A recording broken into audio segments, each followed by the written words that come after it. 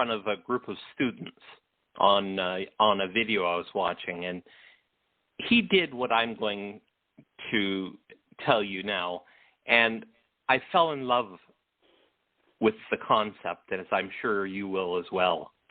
And that is to take 10 seconds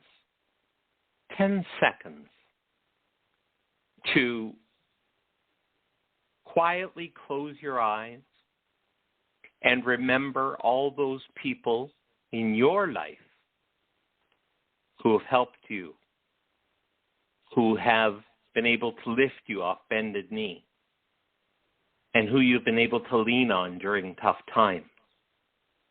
Let's take 10 seconds to remember those people, those helpers, because one thing Fred Rogers' mother used to tell him, he told this story, was when you're in trouble, look for the helpers.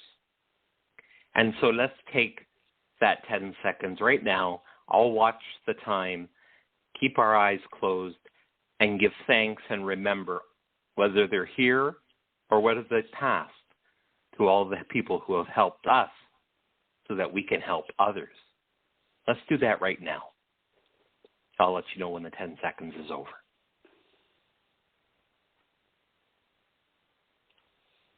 And how thankful, really, do you believe that the people that you've thought of are, that you've thought of them, that you've acknowledged what they did for you and acknowledged that they existed in your life? My wife was my caregiver. Yeah, your wife? My wife was has been my caregiver. Has been my caregiver for a long time with my post-traumatic stress, and I've seen the hardships that she's been through, and I've seen other caregivers under the mountain of sometimes pressure that it can get to be sometimes on your bad days. But every day, if you take that 10 seconds and give thanks to those people who helped you, it will make your job and your efforts all the more rewarding to the person that you are being a caregiver for.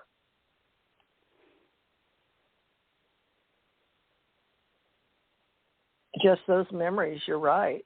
And I think of all the people that are on the other side, but they still give me strength personally to be here, because I wonder why I'm still here when my parents are gone and my two brothers are gone and my child is gone.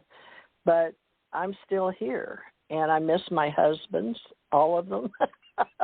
Yes.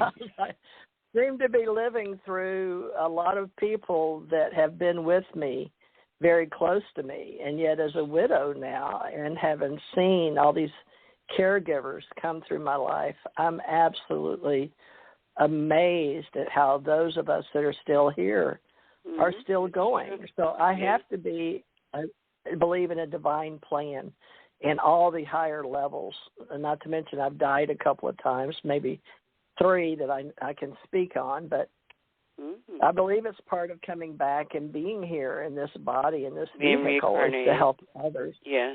Yeah. It's important. Absolutely.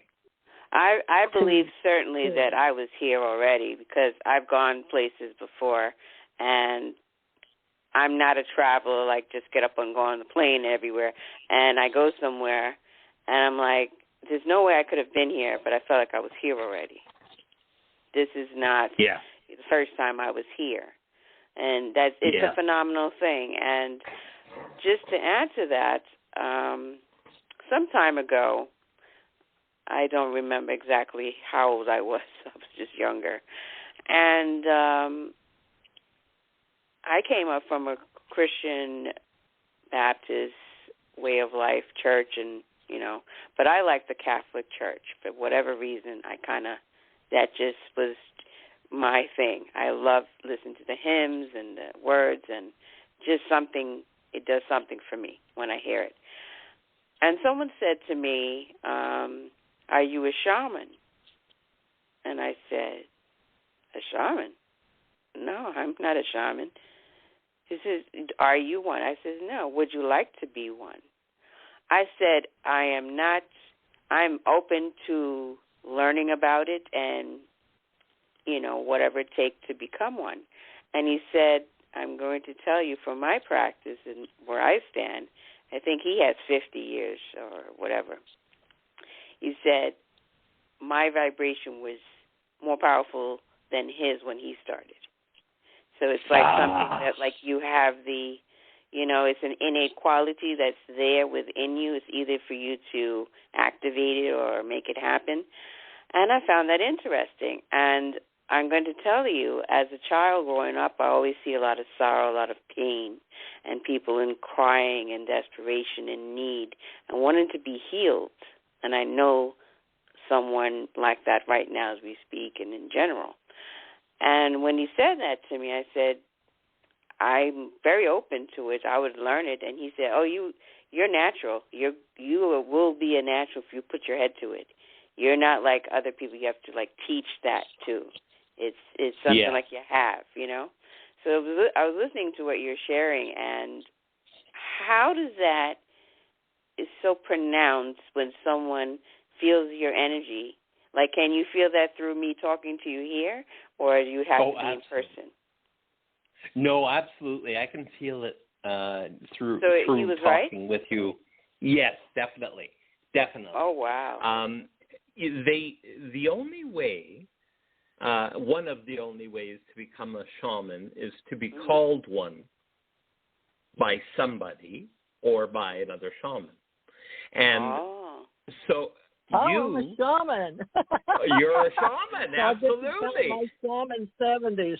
I had a gentleman tell me I was a natural shaman, but he gave me a book to take care of as a shaman, but he showed me an entrance into trees when we were back in the 70s. That was when, they were writing Chicken Soup for the Soul? Is that? For the Soul, yeah. Yeah, if you remember those books. But so that's an interesting way. So go on with your exhortation there about shamanism and a shaman. And I just was shocked because I said, well, I've never really called myself a shaman or shaman, but I have. And then, you know what happened for me to learn that it's so true? I met another woman in the metaphysics world, and she said to me, can I ask you a question? I said, sure, anything. Go right ahead. She says, are you a shaman? I was like, no, I'm not a shaman. and that was last year. And she's like, would you like to learn how to activate the skill that you possess? I said, by all means, I would love to do it if I can help people. Yes, I would. Yes. So it's interesting, I'm sorry, go ahead, Shane. She. I mean, you see that calling is calling to you, and you have been called a shaman by a shaman, and that is like the high. If I wasn't a shaman, and I said, to me, you are a shaman. To me, you would be a shaman. He said, but somebody else, you can't label yourself it. Somebody else has to. And when you hear somebody say that you are, yes, I believe that you are, you can then, they see something in you that is very special. Yes. And that was the first time of like 2 or 3 times talking to her, and she was like, you I've never met it, I've never spoken to anybody, but whatever you have, it's powerful. You are a strong person. You'll be able to heal people. You can. I was like, wow. I've always felt like I could. Like I feel like I have the gift too. And it's just really, it's amazing. It really is. And it's what's interesting to me right now in talking to you is that you've lost your accent. And you are coming through with a clarity without your accent that you had at the beginning of the show, and I'm hearing you lose it, and it's almost like you're changing your speech patterns or something of that nature. It's really interesting, actually, as I'm listening to you. All the voices that I hear within you that are spirit voices. Yeah, like I said when I spoke to you earlier, I have my parents are both from the Caribbean regions of the world, 2 different countries, but I was born in the U.S., born and raised and everything. So, like if I were talking to them or somebody in their neck of the world, I would slouch off and sound a lot different, and you probably would be able to understand me because you're American. Canadian, where you're from Canada, and having that lingo, and then the American, so it probably would be a little bit confusing. But people, they always humor it when they hear me talk, because like when I start talking about family, and my voice change, it does change. I don't know how to explain it, but it does. So that is very true that you picked that up.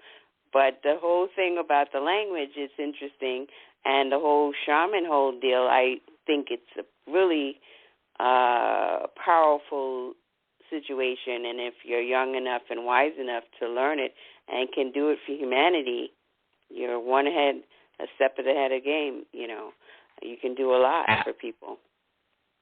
Absolutely, and the beauty of including the different aspects, like I will bring in different aspects of shamanism into my life coaching way of life in teaching my clients. And it's, as I look into their faces, their new faces, I see myself in them for the first time, being that new person in something that a fish out of water, so to speak.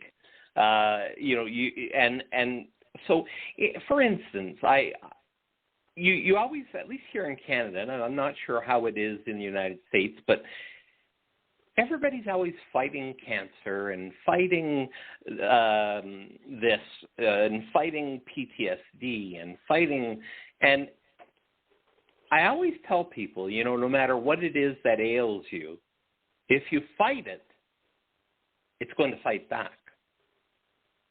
And what I learned in the shamanism training is that everything is alive. Everything is alive. Disease is alive. And so as shaman, we work with disease. Whether you want to put it as one word, disease, or dis-ease.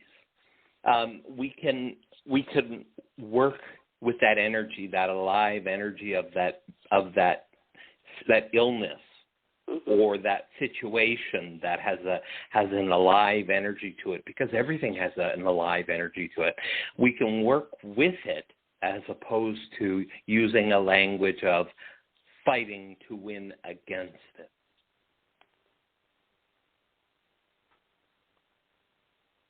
Because fight begets fight. And so I really ask people to, whatever it is, whether it's a backache or it's a headache or something worse, don't do things to fight against it. Work with it. Understand. Ask it to leave you.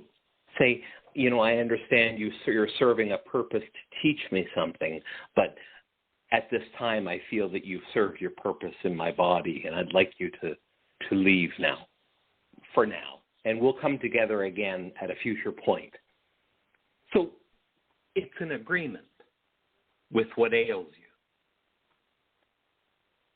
And as shaman, we work to heal people in that way. And so people have to be taught how not to fight everything. Don't use that word, fight. I'm going to fight. Because you're actually stating the obvious. Yeah, we know you're doing your very best. We understand that, but we don't have to. What you say out loud can be heard in other realms. And I really believe that. Ooh, you So if you say you want to fight something, it's going to stand up to you and say, okay, let's fight.